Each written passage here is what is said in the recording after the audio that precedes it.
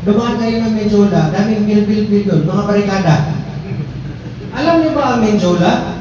Hindi na nawala ang ganda ng Malacanang, para ng pier. May mga container van, tapos yung mga barbed wire talagang sobrang very sharp. Naawa ko doon sa mga nag-i-school sa CEU, sa San Beda, sa La Consolacion doon, sa loob. Kasi kung masagi doon, hindi man lang nila inisip ang welfare ng mga bata, mga estudyante. Ginawa nilang war zone ang Menjola. Basahin mo yung Menjola dyan, di ba? May nakalagay dyan, Menjola Peace Arc. Pero ngayon, garrison na. Ganon sila tawag niyan, takot sa taong bayan. No? So, in terms of build, at least kahit paano meron sila. Okay. The reason why kinuwento namin, kasi inaalala natin yung birthday niya eh. Birthday niya kahapon, di ba? Nakaka-touch. Kasi nung panahon na naging presidente siya, 6 years, from 2016 to 2022, ang dami niyang ginawa. Prior to that, prior na naging presidente siya, di ba siya presidente ha? 2 beses yung anak ko na snatch your cellphone. Pero nung naging presidente na siya, awa ng Diyos, tumino yung kalsada. Na-feel nyo ba? Na tumino ang kalsada? Kaya paano? Di ba? Tapos yung mga pulis takot dati, takot sa time niya. Dati, pag lalapit tayo sa pulis, natatakot tayo sa pulis, pero noong panahon niya, ang mga pulis ang takot sa atin kasi pwede natin i-report eh. Tama ba? Pero ngayon bumalik. Kita mo? Nabanggit lang ni Commissioner Ronald Adamat na ang daming build si BBM. Ay, si Tatay Digong. Okay, BBM tuloy. Pero, si BBM madaming build din ngayon. Mga rider ba kayo? Dumaan kayo ng Menjola, daming build doon, mga barikada. Alam niyo ba ang Menjola? Hindi na nawala ang ganda ng Malacanang, para ng pier. May mga container van, tapos yung mga barbed wire talagang sobrang very sharp. Naawa ko doon sa mga nag-i-school sa CEU, sa San Beda, sa La Consolacion doon, sa loob. Kasi kung masagi doon, hindi man lang nila inisip ang welfare ng mga bata, mga estudyante. Ginawa nilang war zone ang Menjola. Basahin mo yung Menjola dyan, di ba? May nakalagay dyan, Menjola Peace Arc. Pero ngayon, garrison na. Ganon sila tawag niyan, takot sa taong bayan. No? So, in terms of build, at least kahit paano meron sila. Yun nga lang sa Menjola. No? But kidding aside, I just want to highlight how good President Rudy Duterte is, no? Former President Rudy Duterte is. Because going back to my office, no, yung tinayo niya, Office of Participatory Governance, yun yung opisina talaga na binigyan niya ng chance ang mga tao sa baba na maka-access ng mga programa at mga serbisyo na hindi tayo luluhod sa mga politiko. Di ba? Ngayon kasi, kailangan mo munang maging kaibigan si Kapitan, si Chairman, kailangan mo munang maging kaibigan si Mayor at si Congressman bago ka mabigyan ng ayuda. Ng AIC, TUPAD, ano pa ng mga pangalan yan, AKAP, kung ano-ano. Kung hindi ka nila tropa, hindi ka bibigyan. Pero sa panahon ni Tatay Digong, I remember very well, isa sa pinakaunang araw ko nung nagtrabaho ako doon, pinadala niya kami sa Rojas City Capiz, lugar ni Marojas. Di ba, ang kalaban niya dati na mahigpit si Marojas yun, 2016, sa Girawan. Sabi niya, pumunta kayo ng Rojas City Capiz at mamigay kayo doon ng mga programa. Huwag kayong pumili. Kahit bumoto sa akin o hindi bumoto, bigyan, tulungan lahat. Tama ba yung ginawa niya? Lapakan natin si Tatay Digong. Lapakan natin. Yun ang nakita ko sa kanya na talagang may puso talaga siya para sa mga Pilipino. Can you imagine, nagpunta kami doon, natakot na kami. Kasi hindi natin to teritoryo. Pero sabi niya, magpunta kayo doon at mamigay kayo doon ng mga programa at serbisyo. Nasyak ang mga tao doon kasi akala nila hindi na sila babalikan doon, hindi na sila kakalingain, hindi na sila tutulungan. Pero they were wrong because Tatay Digong hindi nagkimkim ng galit. So, ang dami ko pa sanang pwedeng sabihin, pero we want to blow the candle and perhaps listen to a message from Ms. Tam, one of our very hardworking leader natin. Siya yung National Chair ng Inday para sa Bayan under DDS Araon Confederation. So, yun nga, sabi ko kanina, sana sama-sama tayo. Hindi namin kaya ni Commissioner Ronald, kami nila ni Bishop, nila ni Sir, hindi namin kaya kung wala kayo. Maniwala kayo sa amin, ang lakas na sa inyong lahat. Kailangan talaga natin magtulungan. We need to show to this Bamag government, we need to show to this walang kwentang gobyerno na ang tunay na lakas ng Pilipinas hindi dyan sa loob ng Malacanang, kundi nasa atin. So maraming salamat sa pagdalo nyo ditong araw na ito at sana magkita-kita ulit tayo. Kung mag-share pa ako ng marami, ako dito tayo na ilang buwan. The first story is yung Marawi Seeds. So, dati po, we are members of MRRD and ECC. Hawak ko po ang social services. So, natask po ako to collect relief goods. So, ang office namin meron dito sa Bilis Oliven and sa Testa. Once we collected the relief goods, isasakay namin sa C-130. So, kalap ko yun, madaling araw pupunta kami ng Villamor Air Base, sasakay namin sa C-130. Pagbaba namin doon sa Lagindingan Airport, may darating ng escort sa amin at nagulat pa ako at first kasi parang kanyon. So sabi ko, please, ito sa mga volunteers. I would like to request yung private lang na van, it's okay with us. Tapos yung sigurong mga relief goods, dahil marami, it consists of dalawang C-130, so kailangan talaga army trucks. So we use those. I was so lucky, talagang that time umiyak ako when I saw PRRD. Isipin ninyo, isang president ng Pilipinas nasa war zone. Pumunta ko talaga siya, personal sa Marawi. Doon ko nakita na this is the man of action. Napakagandang halimbawa ng liderato. At doon talaga ako nagpursigit. Sabi ko, kung ang Pangulo ng Pilipinas kaya niyang ilagay ang buhay niya, sino naman tayo na hindi tayo pwedeng voluntaryong tumulong sa mga kababayan natin? When we distributed the relief goods, kwento ko po sa inyo, yung lupa, mararamdaman mo talaga dumadagundong. Pero with God, with us, hindi ako lineryos. Tuloy-tuloy yung relief distribution namin.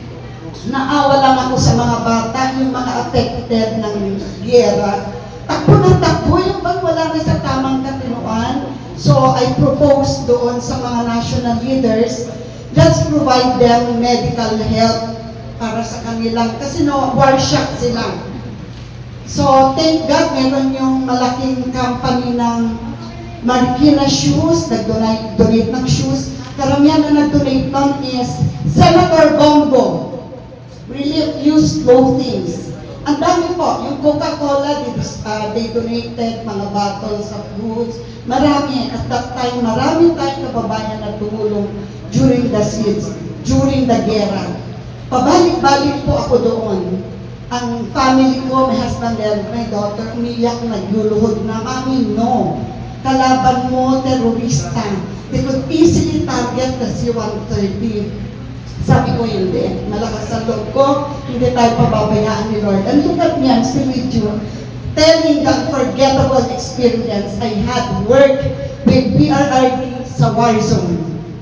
Kaya kay PRRD talaga, naiiba, nag-iisang Pangulo na kaya niyang ialay talaga ang buhay niya. He was with the soldiers during the war zone. Grabe, doon mo makikita siya. The second one, tatlo yung kwento ko. The second, nalimutan ko.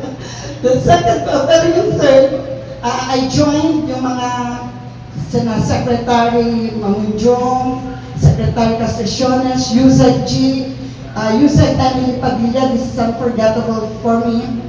Sumama lang ako kasi at that time na taon, natanggal si Sec G as DSWD Secretary.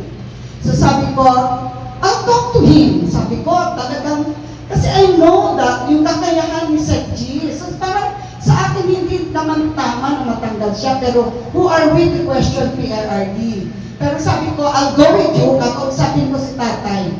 So nandun kami sa harap, si tatay nasa stage. Basta ganun-ganun lang ako, tapos makulit ako minsan. Ganun-ganun lang kay tatay. Ginano niya ako. So I went with him. Sabi ko, tay, andito si Sec G. Saan? Ito, hawak-hawak ko. So, nagkausap sila, and then thankfully, napunta si Sec G sa DAR, Department of Agrarian Reform. She was appointed as Undersecretary. And then, sabi niya sa akin, umakyat ka. So, I went up. Hinarang-harang pa ako ng PSG. So, sabi ko, tay, hinaharang naman ako ng PSG. Paano mo lalapit sa'yo? Papasukin niyo. So sabi ko, ano kayo, si tatay na nagtawag sa akin, so I went near him. Ano po yun, tay? Nagulat ako, all surprise. Kinuha niya ang kamay ko, itong kamay ko, he was here, itinaas niya. So sabi ko, ano to? So feeling, alam mo na, pag itinaas ka niya, endorse ka niya. You run for Makati City. Sabi ko, wala akong pera dyan. Pinalo ko talaga, wala akong pera dyan. Tapos sabi niya, I love you. So sa dami ng task niya, hindi siya bumaba ng Makati kasi yun ang binitawan niya. Nabababa siya, iikot siya for me to help me campaign.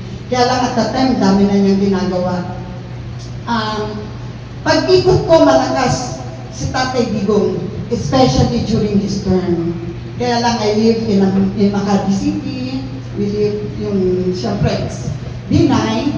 So, the rest is history. But forever, hindi ko makakalimutan na ang isang dang Imperial Mangalino was personally endorsed by PRRD. Hindi ko talaga makakalimutan, and then forever grateful kay Tatay Digong. The second, naalala ko na. Kasi ang advocacy ni Tatay Digong is no to drugs, no to corruption, no to criminality, no to insurgencies, and no to poverty. And yes to federalism. So volunteers kami, we went all the way to Visayas region, umikot kami. Dumating kami, sa ikot namin, narating namin ang isang daungan na walang whatever para tumawid kasi we wanted to go to look for that pink beach in Samar. So sabi ko, excited ako. Ang mahal ng bangka to at ang lakas po ng loob namin, gabing-gabi ang dilim. Naglayag kami, we want to cross that barrier. Pagdating namin doon, natutukan kami ng Armalite ng mga security ng owner ng resort na foreigner. So sabi ko, bakit niyo po kami tinututukan? Kapwa po namin kayo Pilipino. Kasi po, bawal po dito dahil private property. Yan po, may bago, private property. At this one, pag-aari po ito ng mamamayang Pilipino at kapwa po namin kayo. Huwag niyo po kami tututukan. Nandito lang po kami para voluntaryong mga kanya for federalism. So nag-explain kami ang haba ng usapan bago kami makababa ng bangka. And then at the end, they helped us. Sabi namin, dahil wala kaming kilala doon, ang dilim-dilim, wala silang source of electricity. Din, sabi ko, pakiusap na lang po, dalhan nyo na lang kami sa bahay ng barangay captain. Kumatok kami, ang lakas ng loob namin, kahit nahiya kami, makikisilong po kami dahil wala naman po kaming kilala dito. So inampun naman kami ng kapitan. The following day, it's God's blessing. Pagdilat ng mata namin, lahat kami excited. It's truly a pink beach. I don't know kung saan ito sa Samar, Pink Beach. At ang pinakaswerte namin, gathering ng lahat ng mga barangay captains na ang nag-officiate ay yung mayor ng lugar. So, ang daming handaan. So, sabi ko, nakakahiya, wag tayo umattend. In-invite kami. Kaya lang, tayo Duterte, yun palang lugar na napuntahan namin ay kay Mar Rojas Country. So, sabi ko, hindi po tayo magkakaaway. Ang sa amin lang, we will introduce federalism. Nasa inyo lang po kung yayakapin ninyo. We will explain it thoroughly. Nasa inyo po kung yayakapin ninyo. Sabihin ninyo po kung titigil kami at aalis kami. Bilang respeto kasi it's your event, not ours. Ina-invite lang kami ni Kapitan, sabi ko gano'n. We were able to finish to discuss yung federalism. And mayroong warm, talagang gusto nila. Niyakap nila yung federalismo na inilatag namin kasi sabi namin napakaganda nito. Ang pag-uwi namin, may nadaanan kasi walang kuryente, walang malinis na tubig. Ang source ng tubig nila kinukuha sa balon sa gitna ng, I don't know why, it's in the middle of yung dagat. May parang ano doon. May nadaanan kami, parang bagong bukal ba tawag doon, doon sila naglalaba, kumukuha ng inumin. So I reported it all. So sabi ko, lambing ko lang tayo kahit isang pump to help them. And then, thankful, na-provide. Palakpakan po natin si tatay, nakapag-provide po tayo kahit kapag isang pump sa area na yon. So until now, sabi ko kay Miss Marie Chris, our leader from Calbayog City, who is from Western Samar. Marie Chris, one time pag-uwi mo, sasama ako sa Western Samar, pero dalhin mo ako sa Eastern Samar. Gusto kong bisitahin yung lugar na yon. Kasi I've been there and I want to go back, kumustahin yung kapitan na nag-ampon sa amin. So, tatlo lang po may share ko. Ang dami kong magagandang stories to share during the term of Tatay Digong. And I'm so lucky, we were also lucky na nakatrabaho namin, even in my own little ways as a volunteer. Hawak ko po nun ang social services. Tapos, nagkaiwalay na kami. They are with the national ng DDS Saraol. Ako naman sa Inday para sa Bayan. Then when I went to Cebu, I invited ko Madama to join. Sabi niya, what if I create na BIPSD? So I encourage him. So he's also part of the DDS Saraol under the convener of Davao City Councilor Danilo Dayangiran. Palakpakan po natin si